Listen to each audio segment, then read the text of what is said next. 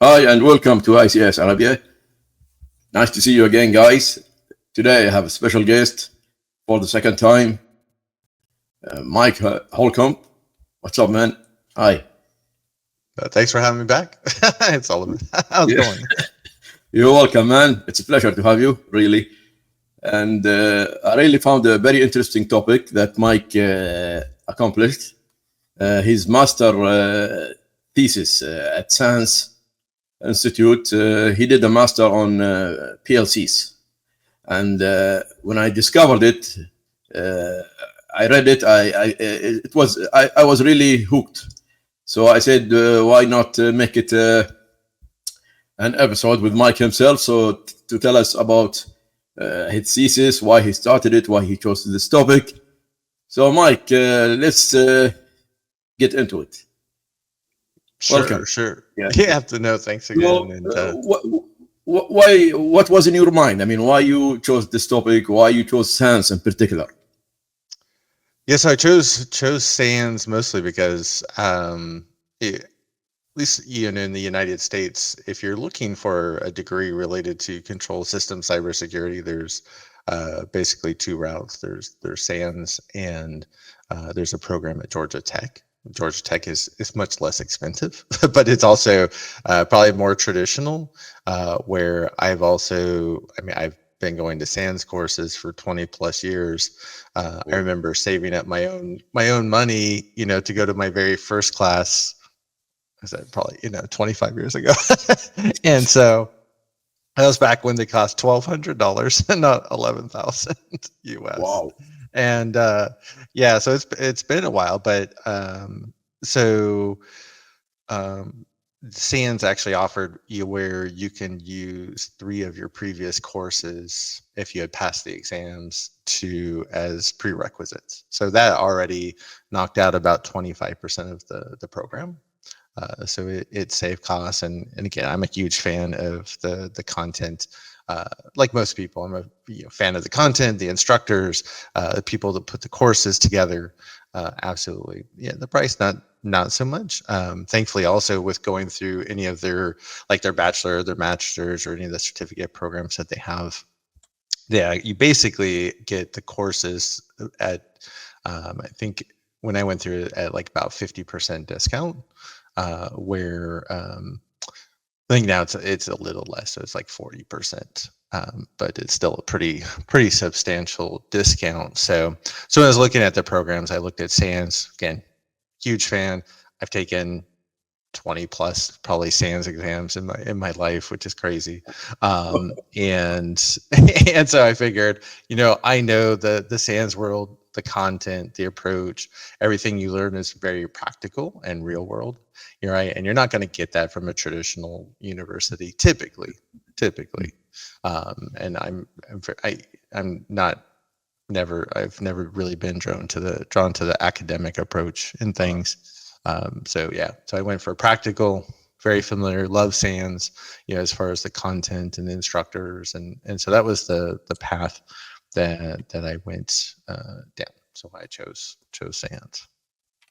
Okay, interesting. So can I get this discount as well? Yeah, if you sign up for their one of their degree programs, you can maybe get a. Too bad they don't have a doctorate, so you can work on another another PhD. Yeah, I'm interested to do a thesis, a master's thesis, maybe one day, maybe. Yeah, Just to specialize more in a topic. But Sure. Unfortunately, we don't have Science Institute here in Kuwait, so I have to go.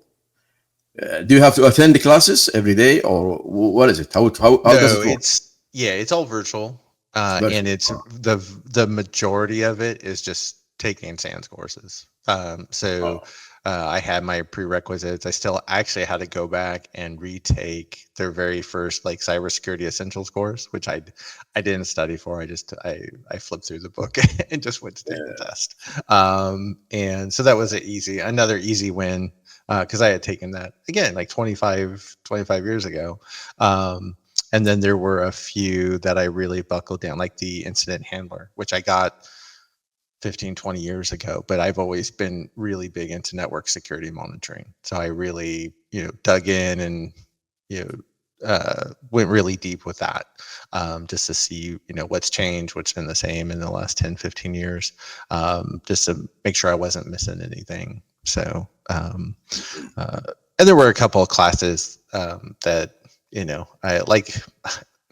I wasn't a fan of the network architecture course, like for the cloud stuff, because it just was very repetitive. It was like, oh, this is how we do it in Azure. This is how we do it in Amazon or AWS, right? This is how we do it in Google Cloud. I'm like, I get it. It just wasn't, I just wasn't my cup of tea.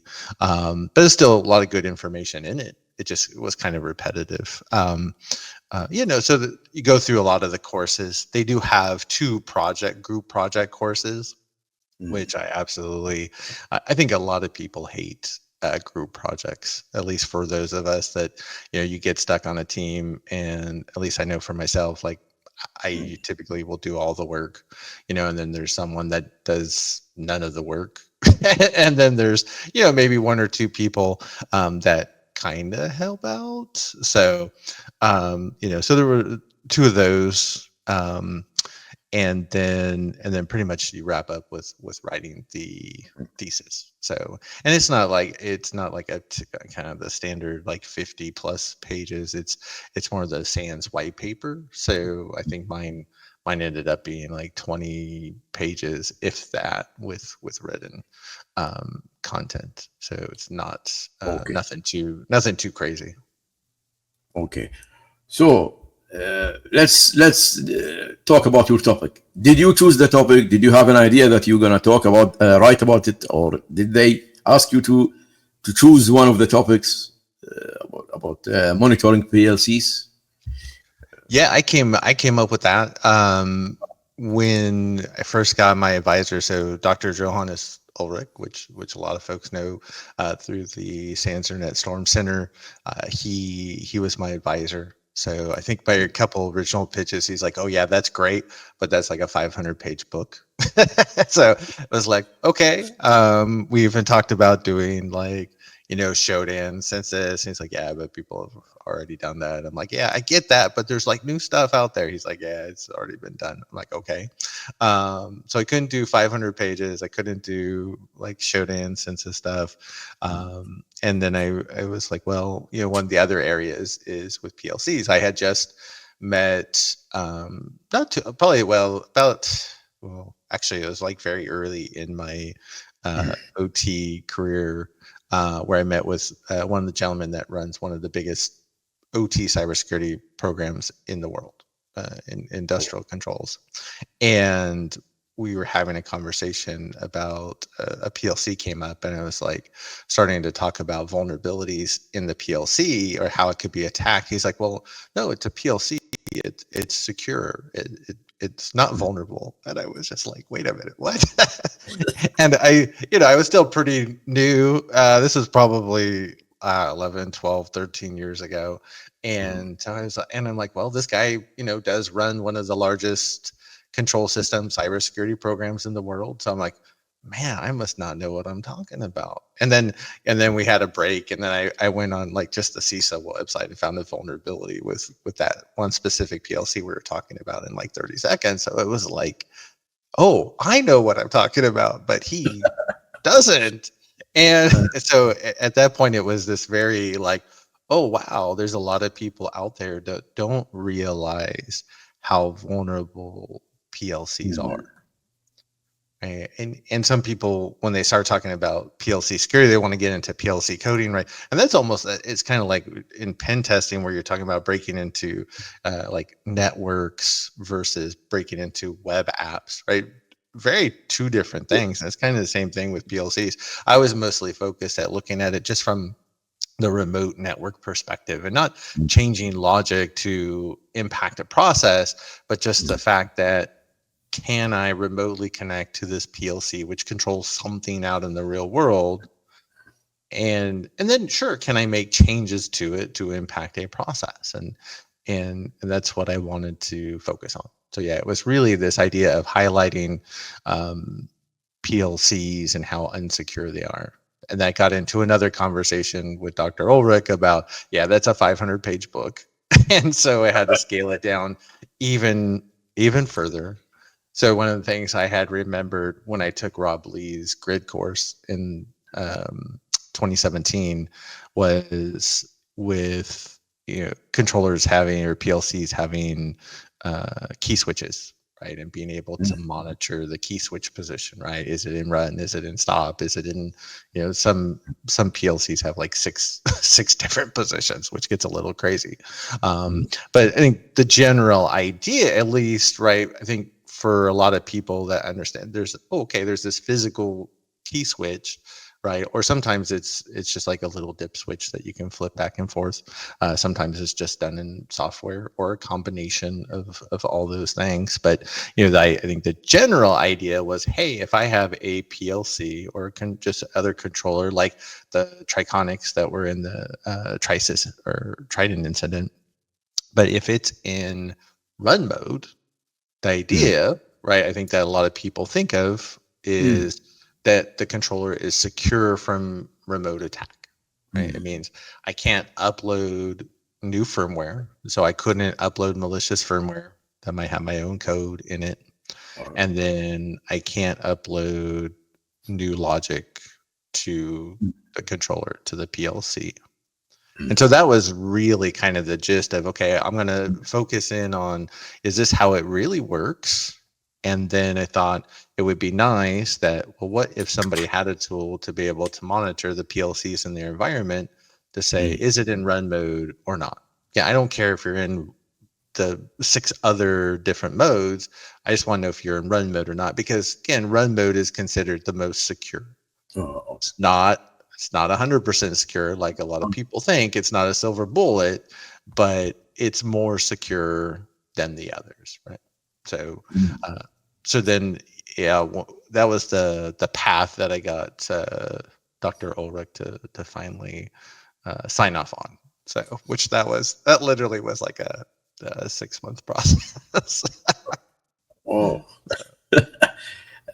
So the problem, I mean, the statement that you were presenting on your thesis that that PLCs are not secure. I mean, even in run mode, they are not secure. What was the problem of the thesis that you were trying to solve? Yeah, a lot of that. So I had 6 different PLCs in my lab, and most of them are the common ones that you would find manufacturing energy. So I had Siemens, I had Allen Bradley Rockwell, I had Click PLCs, which are the ones that SANS uses in all their courses. So I thought it was a great fit, and a few others. But I focused on, most of those were the probably the big names. And I think the Click is very approachable, and obviously I was doing a SANS paper, so I thought it was appropriate for that as well. Tim Conway at SANS had actually told me about those in the first place, which is what had turned me on to those. And so, yeah, when you looked at them, it was a matter of, can I detect remotely if they're in run mode or not? Because if I want to put this whole like web page together, right, or like a monitoring page that allows you to connect to each of your PLCs to see like every minute or every 5 minutes, is it in run mode or not, right?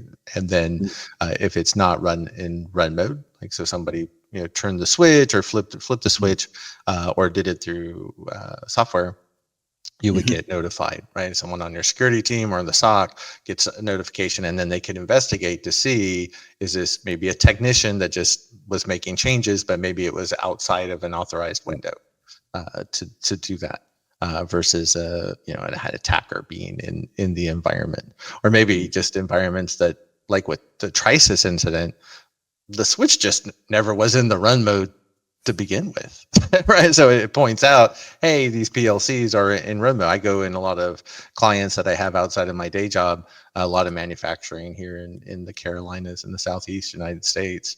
And I'm always looking at the PLCs, and hardly any are ever in run mode, right? But yeah, the first thing I did see is when you're uploading, code, could I, when it's in run mode, could I upload firmware? No, which was great. right? So that would prevent something like Thesis, where the attackers had full control over the SIS, or in this case, like a full control over a PLC. But then when you go to upload code, almost all of them would be like, oh, you go to upload code changes, and it would say, oh, the PLC is in run mode. Do you really, are you really sure you want to upload these changes? and so you're just like, yes, and then it would take the changes. So it's not a silver bullet like a lot of people think it is. And let alone, it doesn't change the fact that a lot of these, PLCs, most PLCs run the typical OT protocols. We always say older OT protocols. Sure, they've been around for decades, but with no security in mind. So most, right, if you have Modbus, right, it's an unauthenticated protocol. So you can connect to that PLC and you can still read all of the values and the coils and the registers, right? It has a database of values that control the process, right? And like sensor data coming in. So if I'm taking the temperature, that temperature is recorded in one of those registers. You might have a coil that turns something on or something off, and so you can connect to these PLCs and make changes to those settings without ever being asked for a username and password. So that was outside of the scope of the masters. Again, that gets into the 500-page book, or just read Hacking Exposed that Clint Bodungen and Brian Singer and a few others wrote, where they get into that. So again, none of that's changed in the last, I think, 10 years since that. I think the book's about 8 years old. But anyways, I digress a little bit. But yeah, the main idea was to be able to measure, are these PLCs in run mode or not? Because again, is run mode 100% secure? No, it's just more secure when it's in run mode than when it's not. Wow. So, well, then why not, right? And I think that's a big part in OT security.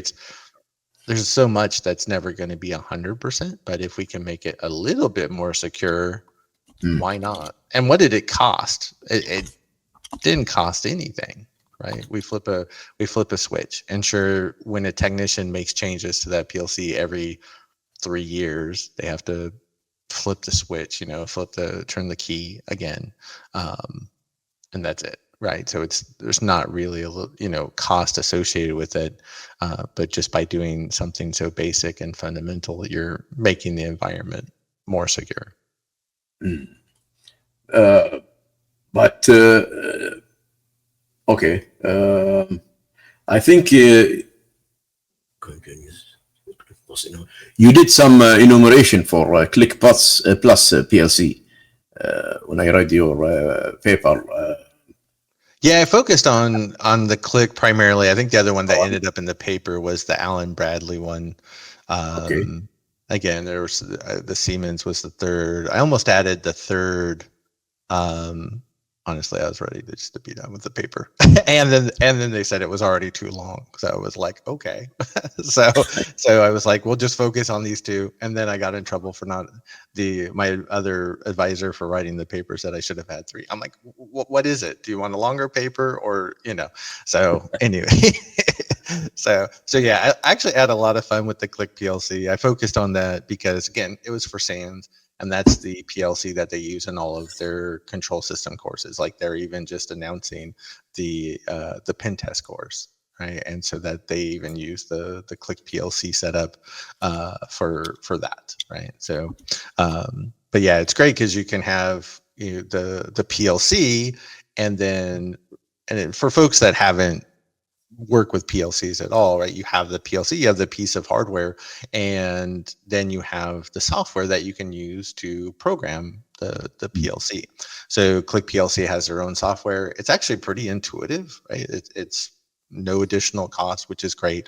Unlike some of the vendors that'll charge you like 100 plus for the programming software. And then so you can have the client software. And so when I remember, and I always run Wireshark in the back whenever I'm doing any type of research for anything.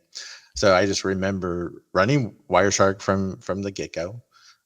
had the PLC already on the network, and so turned on the Click PLC programming software, the client, and there's basically a discover button.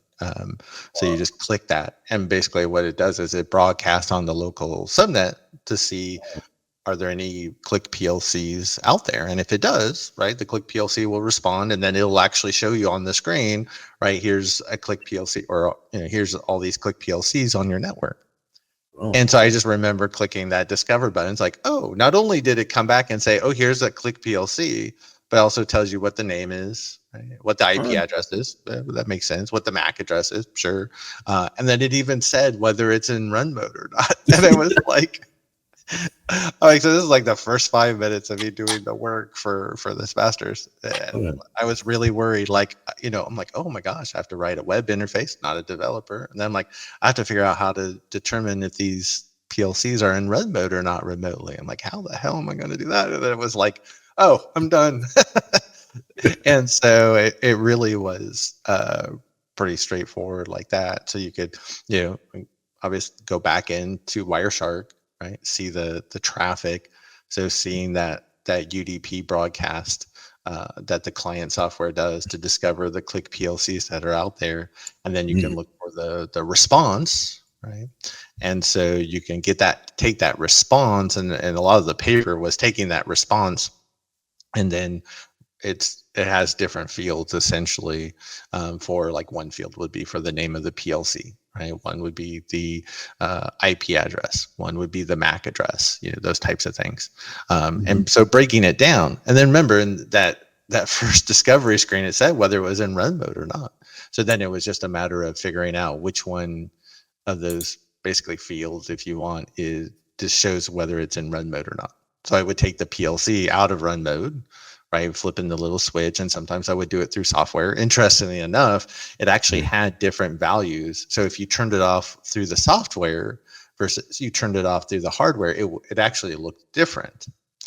But again, do I really care? Not necessarily. It's just, are you in run mode or not? I don't care if you're, out of run mode by the hardware, the key switch or like a little, dip switch, or the software. It's just, are you in run mode or not?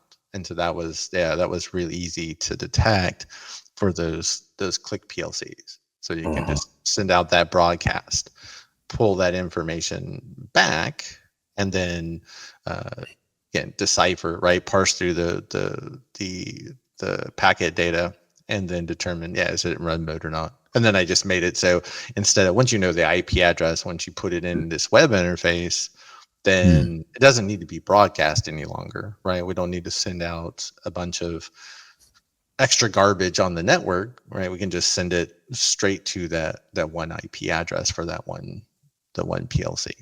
So okay. So what else you used other than Click? Rockwell, right? Yeah. So the AB Rockwell one was the other one, and that one didn't have like the same type of like discovery request process.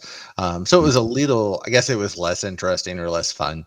But if you did an Nmap scan and you used the Modbus discovery script, so for those not familiar, so Nmap has what's called service scans, or with script scans as well. And so with the script scans, there are a few scripts out there that are written for some of the more common OT protocols like Modbus. So if you run that against Modbus or like Ethernet IP, the response would come back, and those kind of work like from that Nmap perspective, kind of like SNMP, if you're familiar with that, right? There's a database that has basic information about the asset. So it'll actually come back and say, yes, I am a PLC.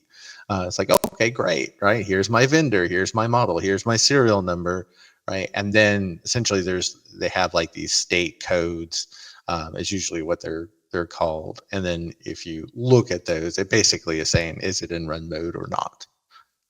Kind of like with the clicks. So with the Click PLCs, it wasn't, or with Click PLCs, it was you send out a request and then you get a return reply that you would parse out of the packet to know whether it's in run mode or not. With Allen Bradley, what I would do, and maybe there were other ways to do this, but I would scan it with Nmap with that script scan, and then I pared it down so it was just looking for that one thing, and then you would get the response back. And then again, there were a couple of values you could get back, and so based off of the value, you would know, okay, is it in run mode or is it, you know, is it in? I think there were actually 3 or 4 different modes on that one, and then again, you just have a web interface that shows you the PLCs, and then if it ever goes out of run mode, you get an alert that, and then you know to investigate. So how many brands you said you experimented with? I had 6 in the lab. There was, there's the one that's Linux based. What is it? It's the Phoenix. Oh gosh, what's that? Linux. You know the one I'm talking about. I'm not a fan. Just no offense to them. It's just Contact. Not very Contact. Yeah. What's that?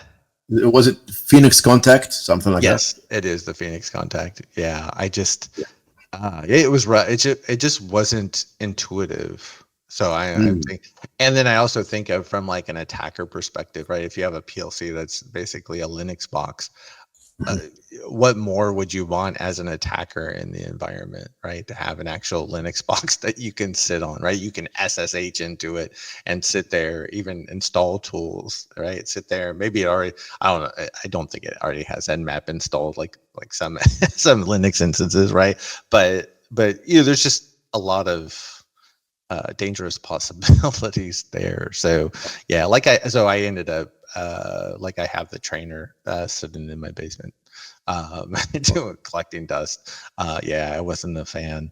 And again, it was mostly because I didn't think the programming software was very intuitive. So but I know I'm sure, you know, people have good luck with them and they're cost effective. Again, I really like the Click PLCs. I had a Siemens, so I had a S7-1200, right? So that's one of the more common PLCs you see out there. And then I'm trying to think. It's been like a year and a half. So, and I try to do Open PLC as well, but I think then I ended up kind of getting lost in the weeds with it, and it was like, well, I have all the hardware, you know, setups anyway, so I was just focused on those. So I mean, you bought those hardware, or Sans gave it to you? My day job bought them for me, which was very nice of them. So yes, so we actually have at the time. So we, you know, I work for one of the biggest engineering companies in the world. But at that time our actual lab was being moved, so we have our big lab in Houston, and we were moving offices, and so all the lab equipment was offline, but fortunately, because I'm the fellow for cybersecurity for Floor, I get a kind of an allowance or a budget every year to travel and do training. And so that's where I was able to, and I had some of these already, actually. Oh, the Moticon Schneider, that was the other one that I had, because that was the first PLC I bought. And then I bought the Click PLC, I think, personally.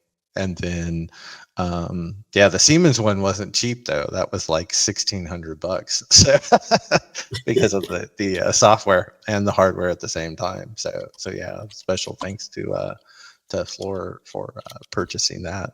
And same thing with the Phoenix. The Phoenix was, again, Phoenix Contact. It wasn't too expensive. I think that was like $500 or $600 for the full trainer and everything. And then.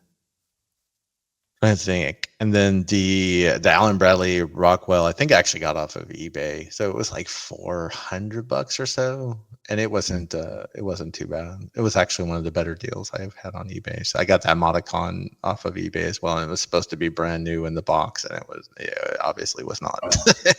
It was pretty trashed, like somebody had thrown it around the shop floor or something. So, you know, you win some, you lose some. So yeah, it was kind of combination, because they're not they're not cheap. But I remember I was talking with Tim Conway at the last or Sans ICS Summit 2 years ago.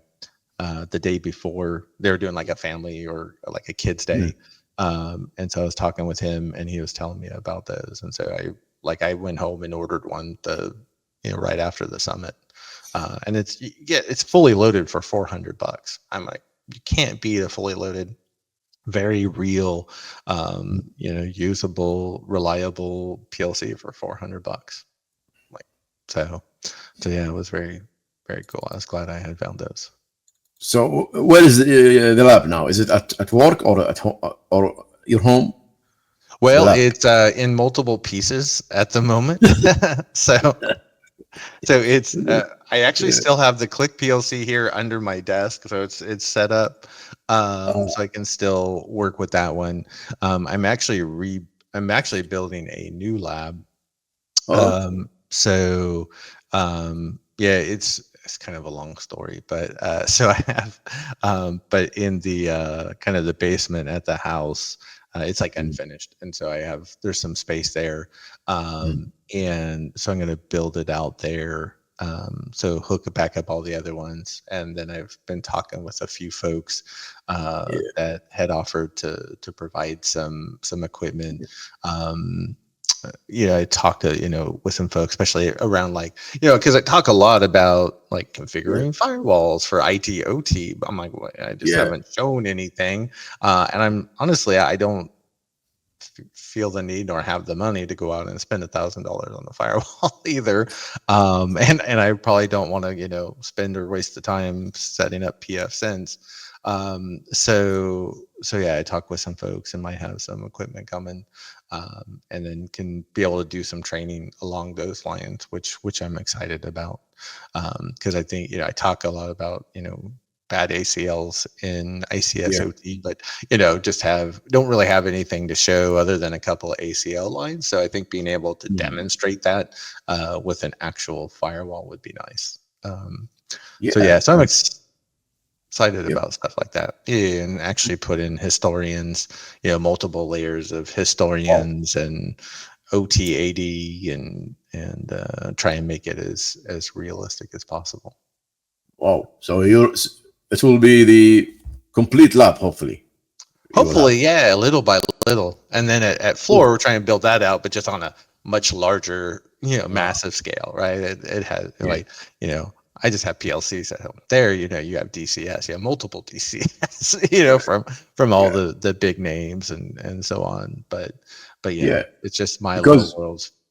Yeah, because you provide content all the time, and everybody now follows you. So I think lab is missing. I think the missing piece. I think you're right. For sure. It will be a really big bonus. Yeah, and it allows me, once it's really set up, it allows me to dig deeper. I'm not a PLC programmer, right? I'll be the first to admit it, right? So I really want to spend a lot more, time, putting a couple videos together, at least at a high level, around, this is how I learned, the basics of PLC programming. Right? Yeah. Which language you think you're gonna learn? Which language? Ladder logic, right? It's still going to be the most, I think, most accessible, and that's the one I have, experience with. So it's not a huge learning curve. And then I was thinking of, going in and trying a couple of the others, so I can kind of compare and contrast. Why not ST? Because you are an IT guy. I think ST will be and that's probably, that's kind of the next one I was thinking of. That made sense, for sure. Yeah, by far. And then I don't know, there's 4 or 5, kind of other big ones out there ish. But structured text and probably be second on the list for sure. Cool. But I did want to kind of get more on. I think of it as like learning Spanish. Like I've spent a lot of time learning Spanish over the years, and my Spanish is still very horrible. And so it's kind of like PLC programming at Ladder Logic. Like I've spent some time learning it, and I'm still not very good at it. So I'd like to it's like spend dedicate like a couple hours a day for X amount of day, like 24 hours, right? I spent 24 hours learning, ladder logic or something like that. So I think in science they teach logic programming for the course 410. In 410, I think, but it's very minimal. They teach very minimal. They actually put it in. So when Rob, Tim, and Jeff built the 310, I think it's 310, kind of their intro ICS. That actually, I think, from what I've seen, actually has more ladder logic than 410 in it. Whoa. So yeah, so that's that. So there's that, and there's a couple of books that I got from one of the. I follow a lot of like PLC technicians and field technicians, like on Reddit and LinkedIn, and so there's a lot of great resources that I've just been tracking, and I've bought a bunch, like a couple of books off of Amazon and some others. So like PLC programming projects and stuff like that. So it's kind of like just what somebody learning to be a PLC technician is going to be working through. So again, because that's not me. So and I've always said, like, when I was doing pen testing, like, I don't need to be able to like read, I don't know, or write JavaScript to be a pen tester. Right now, if I'm looking at a web app, does it help me, can I read it and at least have a basic understanding of what's going on? Yes. And so I feel that that's kind of where I'm at with like something like ladder logic. I'm like, I'm not going to go try to pretend to program an actual PLC to be used in production, but can I read it and kind of have an idea of what's going on? Sure. But I think at this stage of the game, it would help to learn even more, for sure. Yeah, I mean, why not? Maybe you'll be able to read maybe identify malicious code, maybe, or. Well, and that's the idea, and I think that's partly like what Jeff teaches in his 612 class, and I'm sure they probably, I would imagine, they teach it in the pen test course, even though that's literally brand new and they haven't run it yet. It's being able to understand, if you're looking at code and understand the process, behind it, or that it's attached to, can you find either, whether it's malicious activity, malicious code, or did just somebody make a really stupid mistake, right? 99.99% of the time, you're not going to find, an attacker got in your PLC and changed the logic. It's a technician just made a really stupid mistake, and I trust me, I made a lot of stupid mistakes. So I am not one to judge. I'm just saying it happens, right? And that's really what you need to be able to look out for sure. For sure. So what's your opinion about having a real lab, real hardware, or virtual? What do you think?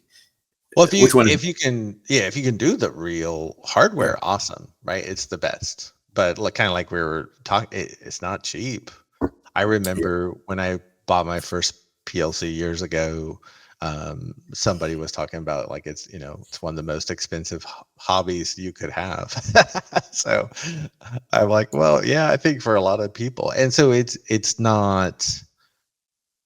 It's not, it's not something that's affordable for the vast majority of people on the planet, unfortunately. So virtual is going to be the way to go. There's a lot more also cyber ranges that are spinning up these days. So with those capabilities. So maybe you don't even have the hardware at home to run a bunch of virtual machines, but maybe 10 or 20 US dollars a month is affordable. And I realize that's out of reach for a lot of people as well, but it is an option.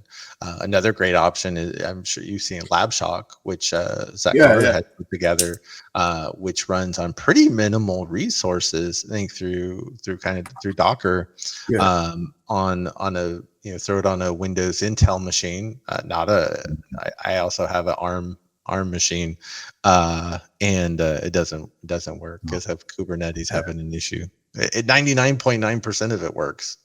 except for one, like the routing. You can't route between systems on an ARM machine, unfortunately, which is sad. But that's a great tool. That's another one of those things that after I'm wrapping up a huge project right now, which is supposed to be wrapped up Saturday, which I'm really excited about, just to have it done for many reasons.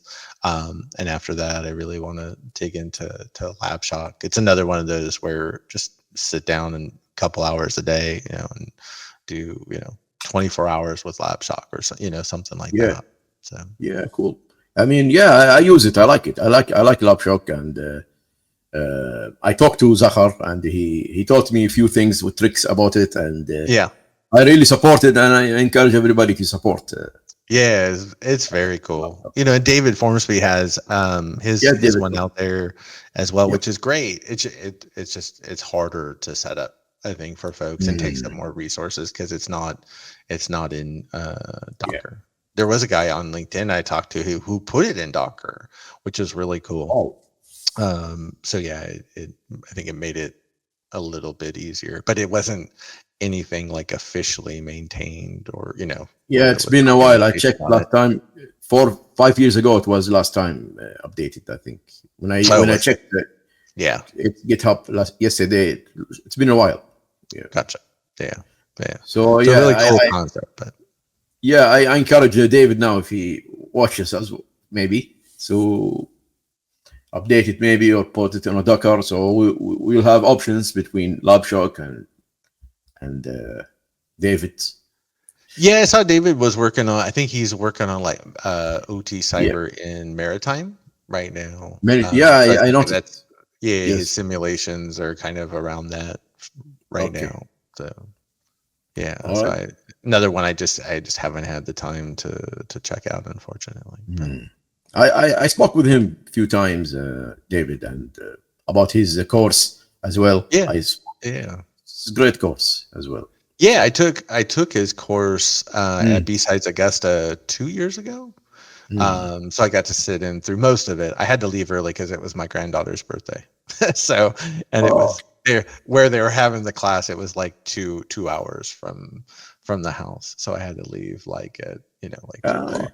So I missed the last couple hours, but you only turn 9 once. Oh, nice. So yeah. Okay, let's get back to the thesis. Mood matters. Monitoring PLCs for detecting potential ICS OT incidents. I have a question. In the thesis, you mentioned a monitoring app, a web app. It was one I wrote. So you're a developer. I realized after I got Dr. Ulrich to sign off on, I'm gonna build this web app. I was like, wait a minute, I'm like, I'm not a web developer. That's what, like I said, I realized I have to write a web app. Like, oh my gosh, I'm not a developer. I actually know a few web developers. So I was like, well, worst case, I could ask for help, but I'm not a person to ask for help. And then figuring out, if the PLCs, how, whether they're in run mode remotely or not, I had to figure that out. But then I had also remembered, well, just because I was just reading, right before that about, ransomware groups using ChatGPT to create phishing platforms. So I was like, well, shoot, if they can use ChatGPT to create a phishing platform, I could probably use ChatGPT to create a web page to do this. And it was 5 minutes and it was done. So, I mean, I went through many iterations, right? So it was more than 5 minutes, but each time it was pretty straightforward. It would use Python Flask to create a basic interface, and then you would have it started with, you could just have a CSV or, text file with your PLCs and the IP address, right? And what type of PLC it was. Because each PLC, you could determine whether it was in run mode or not, but every option to do that was different, right? Because again, with a click PLC, you had to parse a response in a packet you got after you sent out that request versus, that Alan Bradley, right? I had to scan it, right? And so, yeah, it just went through reiterations like that. Or then I added, a login page. So you had to have a username and password, right? And then there was an admin page, so you could, add new PLCs and, those types of things. So, but yeah, it was pretty quick and painless. So it was just like every time you add a new feature, it's, like when, a PLC was taken out of run mode, right? Then it would like make the screen turn red basically and say, here's the PLC, right? That is down.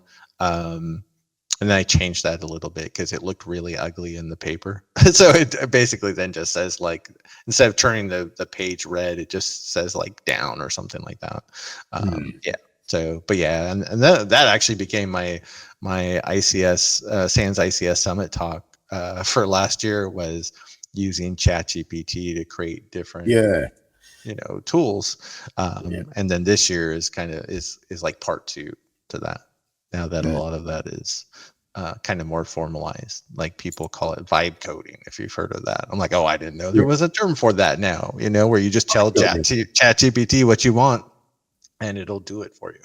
so there's a term for that now. So, and then I want to get into AI agents, but I have like 3 weeks to finish the talk. So, because it's mid-June. Nice. And I like your list, the prompts that you provided last time in LinkedIn.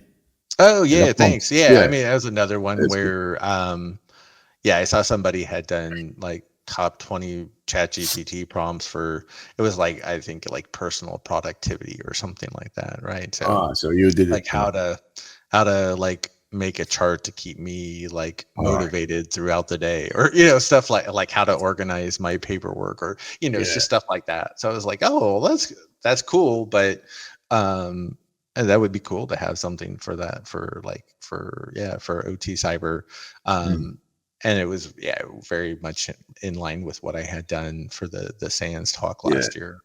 And it kind of leads into the talk for this year as well. So that was another pretty popular one. Also, I noticed you are very creative in sometimes your articles on LinkedIn, when you added some images and the drawings that you put, the cartoon drawings. You say the cartoon books, the coloring books. Yeah. And when you compare an idea with an idea and you put creative images, I think they are creative. How do you come up with these ideas, the articles? That's kind of like the vibe. For the most part, it was like with I used to use Midjourney a lot when I first started posting on LinkedIn almost 2 years ago now, which is crazy. I used Midjourney like a ton. And that really, I thought, helped me become more creative, even just trying to talk to it and tell it to get it to create a picture the right way. And then sometimes it's like, it doesn't, and it doesn't connect as much anymore. And I think people are kind of tired of Midjourney pictures or like AI, pictures. I saw that if I have an AI picture in a post, the post does not do as good as other ones. So it's kind of the interesting thing on doing LinkedIn and YouTube now, is just like seeing, and you've probably seen it, like you're trying to figure out, you can see over time what connects with people and what doesn't. Right. So if we're trying to, build the community, I want to connect with more people, not less. And so, it's okay if people connect with, they don't want Midjourney pictures. Okay, I won't do Midjourney pictures that much unless it's something I really, just want to have fun with. And so I'll still do them every once in a while if it's just something I want to post. But and then every once in a while, I will see somebody like maybe has a post on LinkedIn that, like I said, it's for something completely unrelated to like cybersecurity or OT cybersecurity, like the ChatGPT prompt post. I'm like, but that would be cool for, like OT cybersecurity.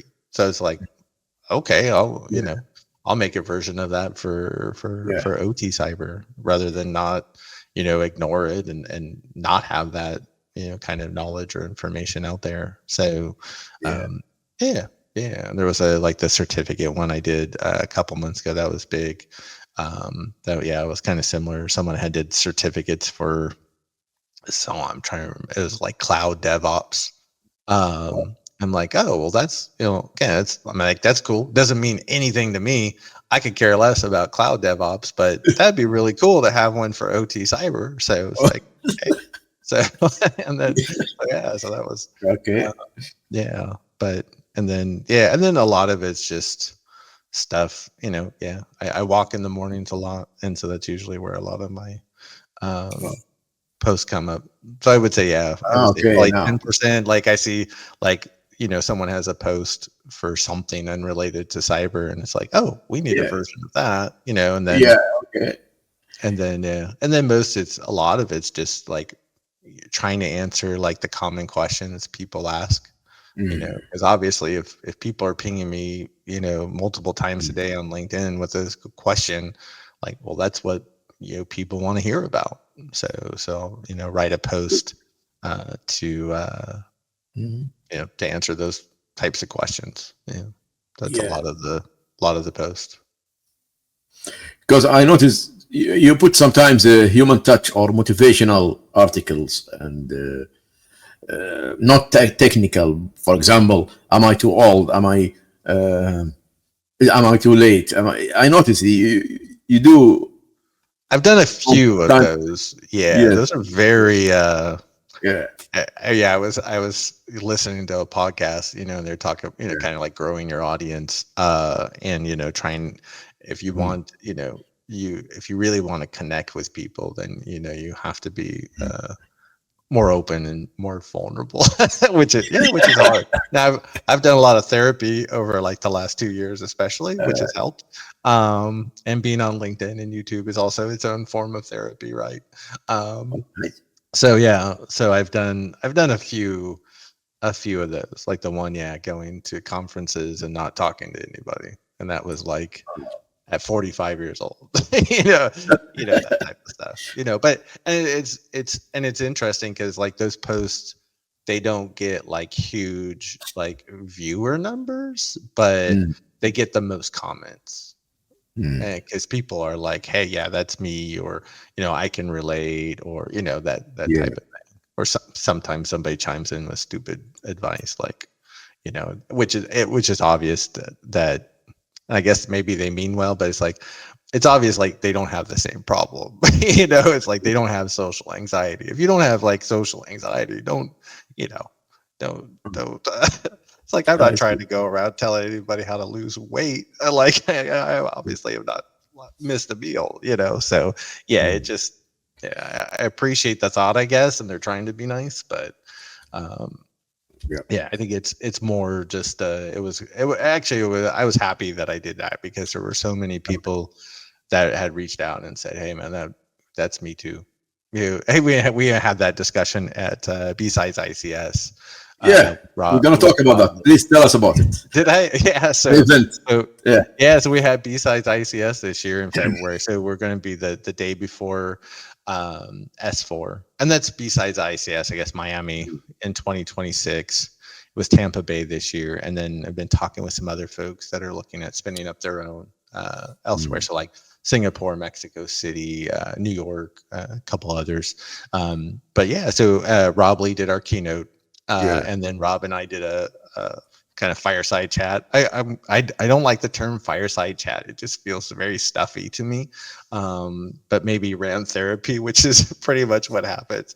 And because he just, you know, went on a few good rants, and he's already, we were just talking the other day, and he said he would do it again next year, which is really, he's been great because he's just like, whatever you need for B-Sides, just tell me.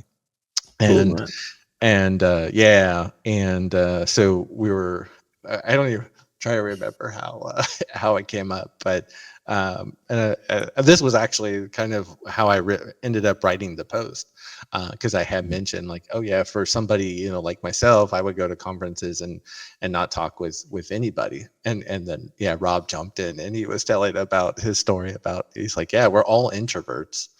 He's like, Yeah. and he's like, you know, he had just spoken at Davos at the World Economic Forum, and he was talking about he went to like the ultra elite party with all the billionaires and the presidents of countries, and he was just standing in the corner, you know, just minding his own business. And then some guy just starts to come up and he starts talking to me, and he was just really nice. He's like, I'm really glad that, you know, he came up to talk with me, because he's, you know, Rob was saying, he's like, I'm not good at starting conversations, you know. And then, you know, and so the guy's like, oh, what do you do? He's like, oh, I run, you know, I have Dragos, you know, we do OT cyber, basically industrial cyber. And Rob was like, what do you do? And the guy's like, oh, I'm the president of Kosovo. You know, stuff like that. Like, funny, you know, Rob always has the best stories. You know, but yeah, that was where, like, actually where that post came from, was that conversation with Rob. And I think we were, you know, during that day. So yeah, it was, I think, a little bit of therapy for all of us. So yeah, he had a great keynote, which is up on YouTube. Tomorrow I'm actually posting the fireside chat on my channel. So yeah, I'm excited to get that out there finally. Yeah, it was hard for me to edit the video, because it was just really weird sitting, you know, seeing me like sitting there with Rob. I don't even remember it, hardly any of it. Honestly, I was just so nervous. Like, I didn't care about anything about that whole day except looking like an idiot when I was sitting there talking with Rob. So yeah, he doesn't care. I totally get it. He's like one of the most laid back people you would ever meet. So. But so yeah, it worked out, and we had a great show. There was, you know, a couple hundred. We had 200 people come. We had about 130 people on the wait list, so we just were limited by space, you know, being the first year. And it was, you know, we had some of the best of the S4 crowd, like Patrick Miller, right? One of the top guys in the energy, cybersecurity. I mean, guy wrote Eric Sip. I know. He was he was the first guy to buy a ticket, and he was one of the first ones there in the morning. Zach from INL. I mean, just Alan Freeman. I mean, the list goes on and on. Not to mention all the speakers from Bryson Board to Emma Stewart and Chris Sistrunk, but we also had new players too. So it wasn't just like the superstars or the rock stars from S4, right? And it was really, I actually choked. I think I started to cry because when I asked, like, how many people had, you know, like, were new to OT, like, out of the 200 people, like 30% of people raised their hand, which was really cool. So we had like a third of the audience was like the best in the world at OT cyber, and then you had a third which was like brand new, and then you had like everything in between. And it was all, you know, it was awesome to be able to bring all those people together for the day and just share. And like I said, and then we had a good mixture of speakers, right? So again, we had some of the best, and then we had people like Marina that came from Amsterdam. Like, she's kind of still a little bit in the IT world, but also in OT and kind of like biomedical, like pharmaceutical manufacturing.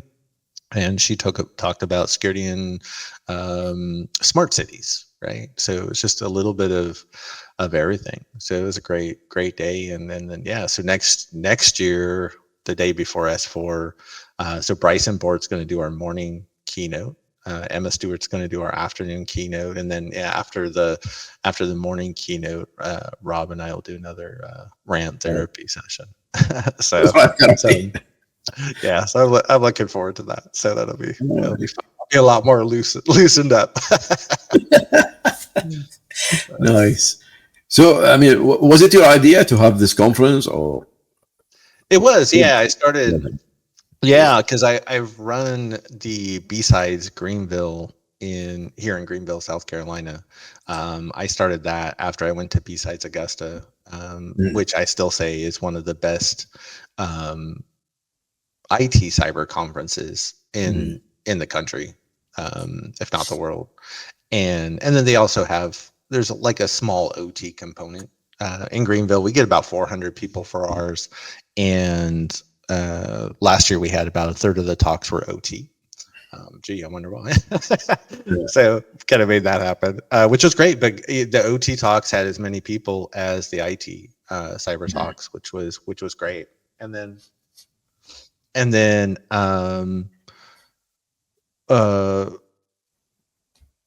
so I started B-Sides Greenville like almost 10 years ago.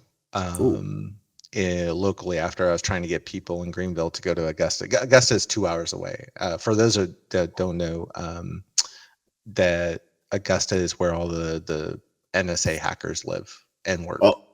So yeah, they're not in Washington D.C. They're actually in Augusta, Georgia. So the folks that put on the show in Augusta, like they're all like ex-NSA, Jake, what's Jake's last name, right? One of the Stuxnet authors, right? Right. This is like the level of people that put on, right? Besides Augusta, right? And then of course the level of talks too. Rob was actually going to do the keynote last year, and then they had to cancel because the hurricane. They had a hurricane come through. So that was disappointing. So I'm not sure if he's doing it. I should have asked if he's doing the one this year. I'm sure they asked him. But anyway, so yeah, I started the one in Greenville. For those that don't know though, for B-Sides, it's a series of IT cybersecurity conferences that people just spin up on their own. I mean, you kind of have to get permission they just want to make sure you don't have like 10 of the same conference in the same city. Right. And so B-Sides had started when some of kind of a couple of the rock stars of the IT cybersecurity community back in the day, they had submitted talks to like Black Hat and DEF CON, and they didn't get accepted. And so they're like, well, like we put all this time though into these presentations, we're just going to go hang out at the bar across the street. And that was how B-Sides was born.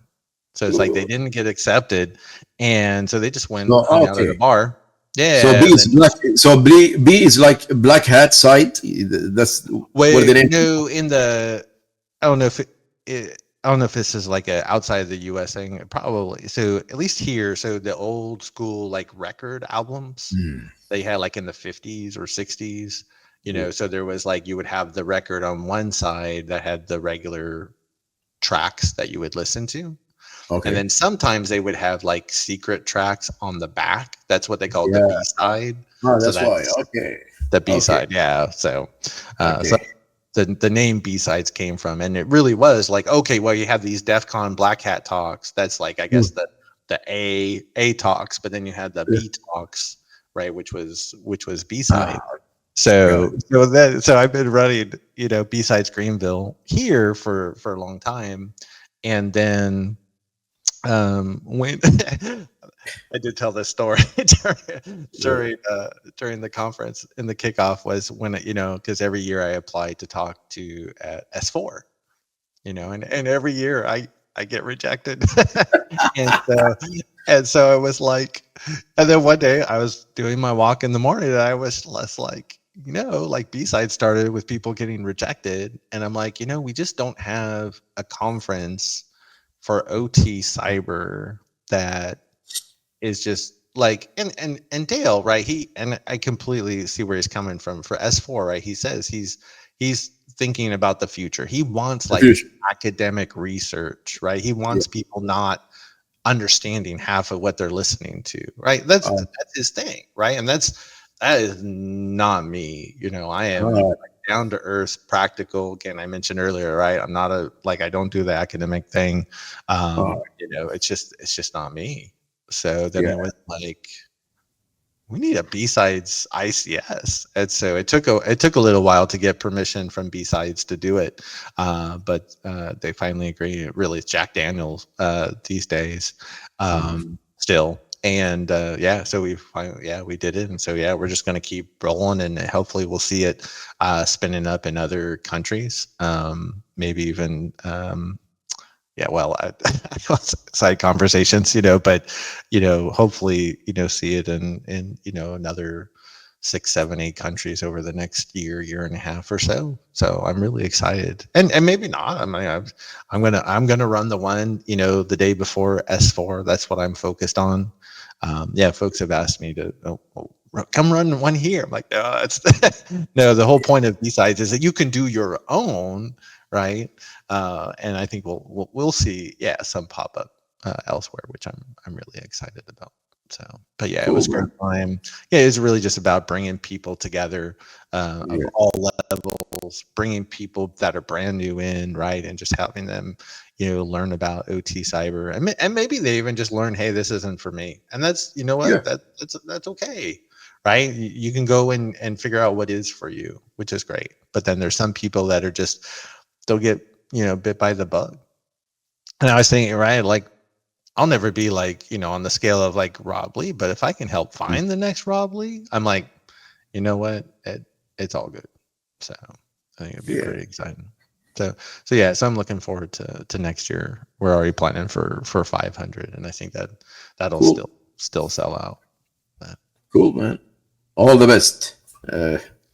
Thanks. It was great. Maybe we'll have to get you out there one day.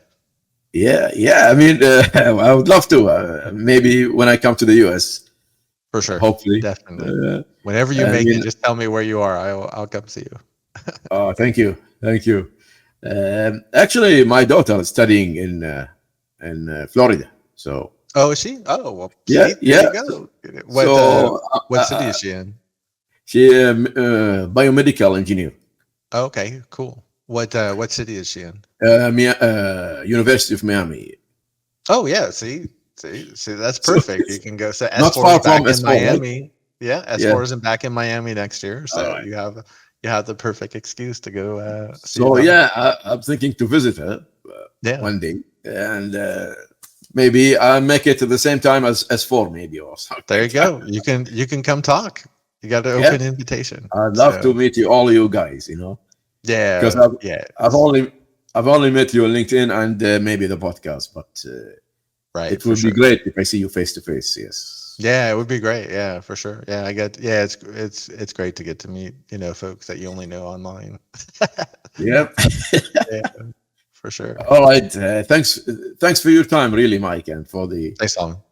Great talk. Anytime. Yeah, it's always good to catch up for sure. Yeah, and I mean we talk every day on LinkedIn, so we'll catch up on LinkedIn. So for sure, definitely. All right, I'll see you later. Thanks, Mike. Take care. Take care. Thanks everybody for watching. All right, thank you. Later. Thank you for watching. All right, take care. You all. All right, bye. Bye.